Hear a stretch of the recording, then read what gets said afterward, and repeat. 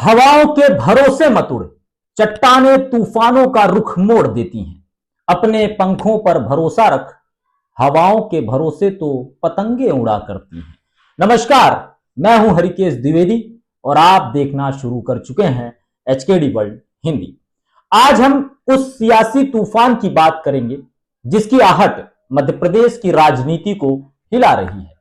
राजनीति में कहा जाता है कि जब पेड़ फलदार होता है तो पत्थर सबसे ज्यादा उसी पर चलते हैं, लेकिन क्या हो जाए जब पत्थर बाहर वालों से ज्यादा अपनों की तरफ से आने लगे।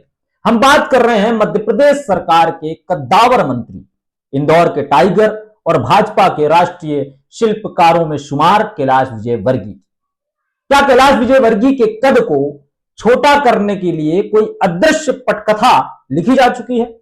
क्या उनकी लोकप्रियता और उनका बेबाक अंदाज अब सत्ता के नए गलियारों में खटकने लगा है?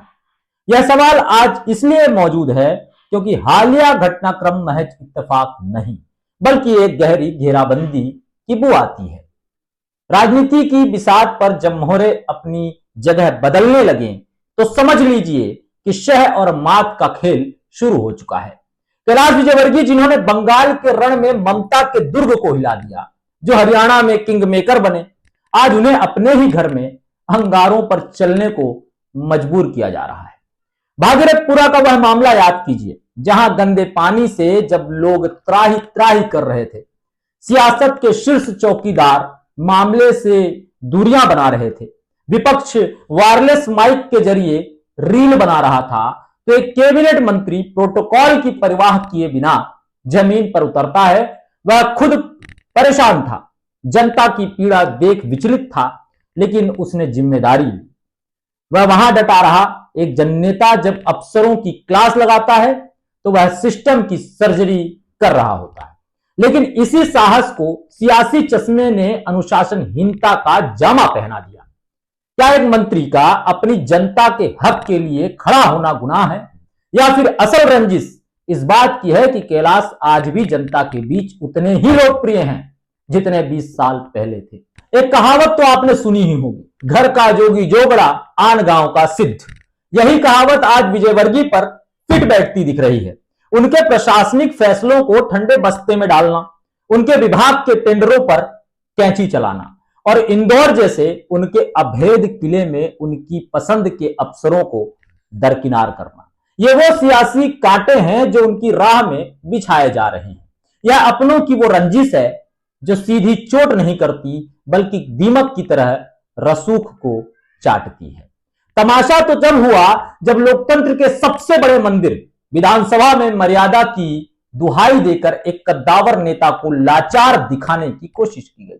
सदन की कार्रवाई के दौरान जब नेता प्रतिपक्ष ने व्यक्तिगत हमले किए, उकसाया और तीखी बयानबाजी की तो कैलाश विजयवर्गीय का आक्रोशित होना स्वाभाविक था। उन्होंने औकात की बात की जो शायद उनके भीतर के उस स्वाभिमानी नेता की गूंज थी जिसे बार बार दबाया जा रहा था। विपक्ष का काम हंगामा करना है, वो उन्होंने किया, लेकिन असली खंजर वो सत्ता पक्ष की ओर से चला। मुख्यमंत्री का सदन में खड़ा होकर माफी मांग लेना विजयवर्गीय के कद को छोटा करने की एक ऐसी सियासी चाल थी जिसने संदेश दे दिया कि सरकार में अब पुराने दिग्गजों के तेवरों के लिए कोई जगह नहीं बची है।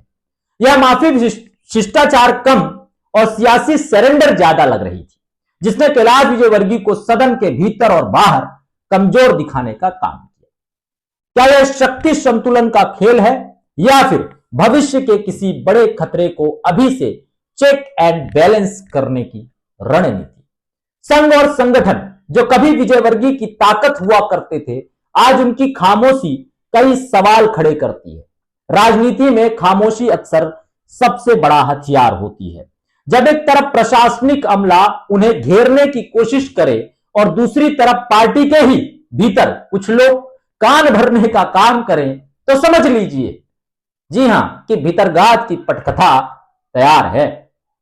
कैलाश का बस कद इतना बड़ा है कि उन्हें सीधे तौर पर चुनौती देना मुमकिन नहीं है, इसलिए उन्हें 1000 कट्स की नीति से लहूलुहान किया जा रहा है। कभी उनके बयानों को तोड़ मरोड़ कर पेश करना या करवाना, तो कभी उन्हें केवल एक विभाग तक सीमित कर देना। यह शख्स जो कभी पूरे देश में भाजपा का झंडा बुलंद करता था, आज उसे भोपाल की फाइलों और विधानसभा की माफी के बीच उलझा दिया गया है। यह सियासी रंजिश केवल कुर्सी की नहीं बल्कि वर्चस्व की है। नई लीडरशिप को शायद यह डर सता रहा है कि अगर इंदौर का शेर फिर से दहाड़ने लगा तो उनकी अपनी चमक फीकी पड़ जाएगी गुरु। लेकिन जो लोग कैलाश विजयवर्गीय को दबाने का ख्वाब पाल रहे हैं, शायद यह भूल गए कि सोना जितना तपता है उतना ही कुंदन बनता है। राजनीति के इस चक्रव्यूह में वे भले ही आज घिरे हुए नजर आ रहे हों, लेकिन उनका जनाधार और उनकी संगठनात्मक पकड़ आज भी वैसी है। वे उस स्कूल के खिलाड़ी हैं जहां आज के कई नेता ककहरा सीख रहे हैं। यह निष्पक्ष पत्रकारिता का तगाजा है कि हम इस राजनीतिक कत्लगाह का पर्दाफाश करें, जहां प्रतिभा और अनुभव को अहंकार की भेंट चढ़ाया जा रहा है। कैलाश विजयवर्गीय के साथ जो हो रहा है वह मध्य प्रदेश भाजपा के भीतर के उस अंतर्द्वंद को उजागर करता है, जहां अब रिश्तों और रसूख से ज्यादा जी हुजूरी को तवज्जो दी जा रही है। सवाल यह नहीं है कि कैलाश झुकेंगे या नहीं, सवाल यह है कि क्या मध्य प्रदेश की राजनीति एक ऐसे कद्दावर नेता को इस तरह खोने का जोखिम उठा सकती है। यह लड़ाई अभी लंबी चलेगी और इस बिसात पर अभी कई चालें बाकी हैं।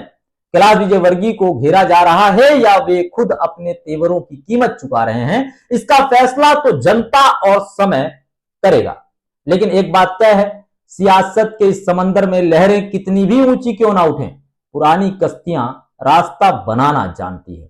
विजयवर्गीय समर्थकों की माने तो इन दिनों वो बस इतना ही कहना चाह रहे हैं कि वक्त आने दे बता देंगे तुझे आसमां, हम अभी से क्या बताएं, क्या हमारे दिल में है। आप सभी का बहुत शुक्रिया। चैनल पर नए हैं तो चैनल को सब्सक्राइब करें, वीडियो के कमेंट बॉक्स में अपनी राय जरूर दें।